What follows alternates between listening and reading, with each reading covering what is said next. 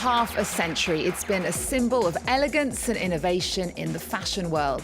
Today on Arts 24, we're looking at the highlights from Paris Fashion Week, which is celebrating its 50th anniversary.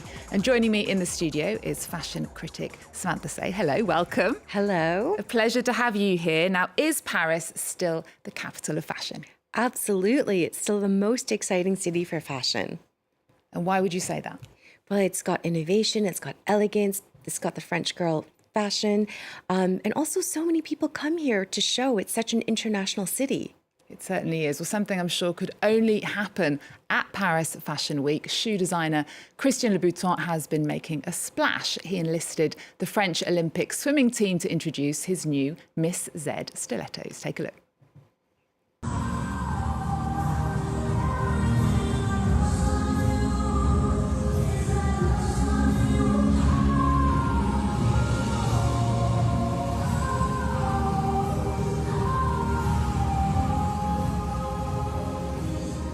So Samantha, there we saw Mr. Louboutin worked with the photographer and music video director David Lachapelle and the choreographer Blanca Lee. Tell us more about this spectacle. I mean, this was so iconic, you know. We've never really seen anything quite like this in Paris before. You know, what I think was really great was that it was very reminiscent of like the 1950s kind of water ballet sort of shows that we used to see in like old golden Hollywood. So I think that's been really fantastic.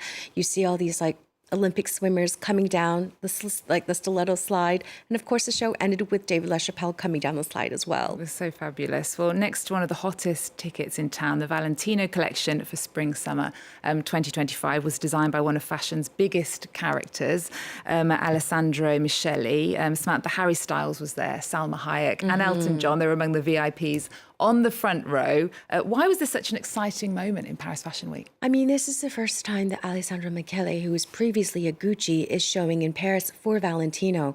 And so it was a really big mark for the brand. It's a bit of a vibe shift. You know, I think what's really great is that we get to see Alessandro Michele sort of reimagining his codes through the Valentino lens.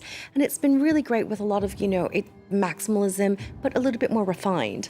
Okay, well, everyone's favourite show was apparently Loewe. This is, of course, a Spanish brand known for its left-field choices, such as the casting of 89-year-old Dame Maggie Smith as a billboard model. Now, news of her death came just hours after the latest show. Let's take a look at it.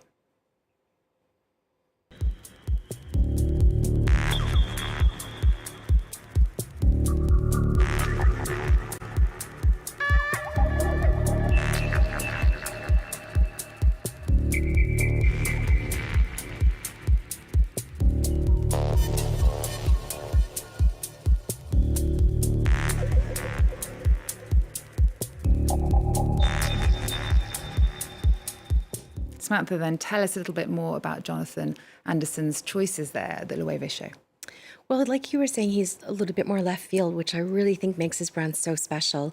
This year, I see a lot of movement in the clothes, a lot of circularity. You know, you see the hoop skirts that are underneath these gorgeous, you know, fluid gowns. You see a lot of like more extreme A-lines, and you see a lot of like, you know, the leather jackets with that looks like, you know, there's wind moving through it as they walk. So I think that's really been the talk of the town, I would say, definitely. Certainly so elegant. Well, let's talk now about one of your favourites. That was, of course, the Chloe show. It was joyous, it was optimistic. And by the way, Kamala Harris, of course, is a fan of this brand. But this show is perhaps a little bit too boho chic for a potential American president. Yeah, perhaps, but you know, you never know what she might come up with. I definitely think this is a great second outing for the brand. I mean, they announced their creative director last year, Shamina Kamali, and I really think that, you know, she's really bringing back that joyous boho spirit that is so much a part of the Chloe DNA. You know, she had a great front row showing, and she's bringing back a sense of femininity, but with like a real lightness to it that I think is so special. Lots of the shows have this sort of sense of femininity, it seems. The big French fashion houses were, of course, showcasing their designs for next spring and summer. Superstar model Bella Hadid made a return to the runway in a power suit at the Saint Laurent show. This collection is a tribute to the brand's iconic founder, Yves Saint Laurent, and the codes he created in the 1970s and 80s with sharp and fabulous suits. And the Saint Laurent show was a star-studded affair, as was Dior's presentation. Among the famous faces on the front row, actresses Rosamund Pike, Elizabeth Debicki, and Natalie Portman. All of the models came out in incredible kind of like very modern sportswear and cool hats and gladiator, gladiator boots and sandals and all flat shoes, which was so inspiring for, if a woman wants to be strong, she's got to be able to run.